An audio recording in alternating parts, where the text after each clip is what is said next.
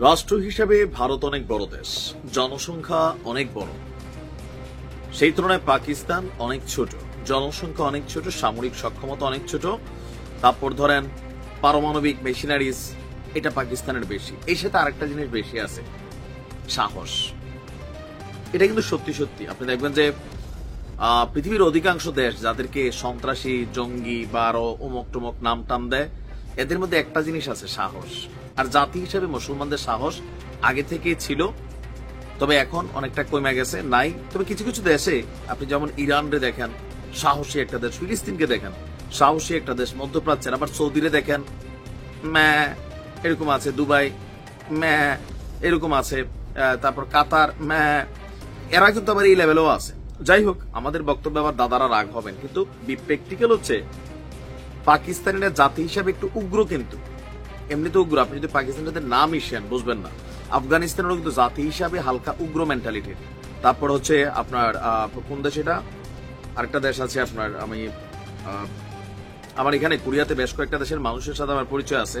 Uzbekistan দেখবেন, এগুলো একদম ধুমধাম ক্যারেক্টার টাইপের। তো পাকিস্তানের মধ্যে এই রক্তের মধ্যে একটা উগ্র ভাব আছে, তবে যেটা সেনাবাহিনীর জন্য কল্যাণকর। আমরা জানি যে ভারত এবং পাকিস্তানের মধ্যে একটা যুদ্ধবিরতি হয়েছে, রাইট? এই যুদ্ধবিরতিটা ট্রাম্প কিভাবে ঘটাই দিলেন রাইতে রাইতে? বিষয়টা এখন সামনে আসছে। একটা মানে কি বলা হয় যে বিপজ্জনক তথ্য আপনার আমেরিকার কাছে ছিল, গোয়েন্দা তথ্য। সেই তথ্য পাওয়ার পরপরই প্রথমে ভারতরে ফোন লাগাইছিল ট্রাম্প, কারণ পাকিস্তান মাইনা যাবে, কারণ ঘটনাটার খেলোয়াড়ের ভূমিকায় ছিল পাকিস্তান। একটা বড় ধরনের অঘটন ঘটাইতে চাইছিল। আপনি আবার দেখেন, ভারত কিন্তু বলছে এই যুদ্ধে কি ক্ষয়ক্ষতি হয়েছে আমরা জানাবো না। কেন? তথ্য বলছে ভারতের তুলনায়, পাকিস্তানের তুলনায় ভারতের ক্ষয়ক্ষতির পরিমাণ বেশি হয়েছে। সরকার তথ্য লুকাবে, সামনে আনলে ভেজালে পড়বে, এই কারণে। আচ্ছা, আসুন দেখি কি সেই তথ্য। মার্কিন গণমাধ্যম সিএনএন এর একটি প্রতিবেদন বলছে, মার্কিন প্রশাসনের একটি কেন্দ্রীয় দল, ভাইস প্রেসিডেন্ট জেডি ভ্যান্স, পররাষ্ট্রমন্ত্রী এবং অন্তর্বর্তীকালীন জাতীয় নিরাপত্তা উপদেষ্টা মার্কো রুবিও এবং হোয়াইট হাউসের চিফ অব স্টাফ সুজি ওয়াইলাস ভারত এবং পাকিস্তানের মধ্যে চলমান সংঘাত ঘনিষ্ঠভাবে পর্যবেক্ষণ করছিল। আমেরিকা কিন্তু শুনতে পারে। আপনি তো হলিউডের মুভিগুলো দেখেন যে আমি আপনি ফোনে কি কথা বলতেছি, এরা ওই স্যাটেলাইটের মাধ্যমে সপ্তাহে এদিনই ম্যাক্সিমাম ওইখান থেকে বৈশাখদের শোনার সুযোগ আছে।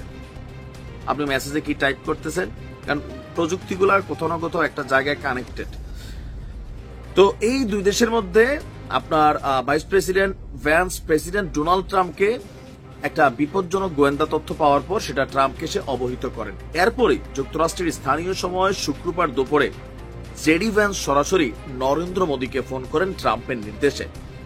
ফোনে মার্কিন ভাইস প্রেসিডেন্ট ভারতীয় প্রধানমন্ত্রীর কাছে স্পষ্ট করে বলেন, আমেরিকার মতে এই সংঘাত আরো মারাত্মক রূপ নিতে যাচ্ছে এবং আগামী এক সপ্তাহের মধ্যেই বড় ধরনের সংঘর্ষ হতে পারে, আর পাকিস্তান একটা বড় ধরনের প্রস্তুতি নিচ্ছে। আবার এটা হইতে পারতো পরমাণু। আবার ভারতের মধ্যে কিছু অ্যাক্টিভিটিস চলতেছে। যুদ্ধটা বিশাল আকার ধারণ করবে, যেটা দুই দেশের কোনো দেশই সামাল দিতে পারবে না। তাই পাকিস্তানের সাথে যুদ্ধবিরতির আলোচনা তিনি আহ্বান জানিয়েছেন নরেন্দ্র মোদীকে। বাট এর আগেই দুই দেশ স্বতন্ত্রভাবে তারা কিন্তু জাতীয় নিরাপত্তা উপদেষ্টা পর্যায়ে যোগাযোগ করতেছিল। ওই সময় যুক্তরাষ্ট্রের ধারণা ছিল কোনো কূটনৈতিক আলোচনা হচ্ছে না, কিন্তু হচ্ছিল আসলে। তাই তিনি মোদীকে এই সংকট সমাধানে সম্ভাব্য একটা রূপরেখা দেন আমেরিকা। যুক্তরাষ্ট্র জানতো যে পাকিস্তান এই রূপরেখাটি মেনে নিবে। আচ্ছা, সিএনএন এর বক্তব্য, গোয়েন্দা তথ্যের ব্যাপারে আর বিস্তারিত না জানালেও যুক্তরাষ্ট্রে এই তিন শীর্ষ সামরিক কর্মকর্তা ভারত এবং পাকিস্তানের কর্মকর্তাদের সাথে রাতভর যোগাযোগ চালিয়ে যান। আর এরপরে এই প্রক্রিয়া একটা গুরুত্বপূর্ণ মোড় হিসাবে যুদ্ধবিরতিটা সামনে আসে। এরপর ট্রাম্প এটার বক্তব্য সামনে নিয়ে আসছেন, পরে দুই পক্ষ থেকে বিষয়টিকে নিশ্চিত করা হয়। বুঝতেই পারছেন যে পাকিস্তানের একটা বড় ধরনের, আমরা দেখছিলাম বেশ কয়েকটা মিশন, ইভেন যে হামলার পরিমাণ, যদিও পাকিস্তান মাইরা মাইরা চুপ ছিল, ভারত বলতেছিল না আমরা খাইছি। এখন পাকিস্তানকে আমরা মারি নাই, এই খেলাটাও বুঝি নাই। ও যে ভারত হয়তো পাল্টা একটা বড় অভিযান চালাবে।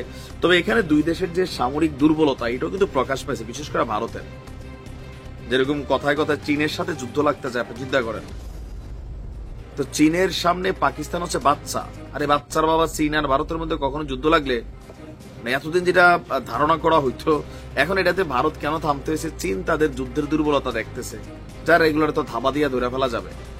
এখন ভাই যুদ্ধ তো আর ওইটা না যে ভারতের জনসংখ্যা বেশি, চীনেরও বেশি, মাঠে গিয়া লাঠি ছোটা নিয়ে যুদ্ধ করবে, এই যুদ্ধের দিন আছে। প্রযুক্তির যুদ্ধ, প্রযুক্তিতে চীন এখনো ভারতের চাচা, বাবা হচ্ছে আমেরিকাটা। যাই হোক, ভালো থাকুন, আসসালামু আলাইকুম।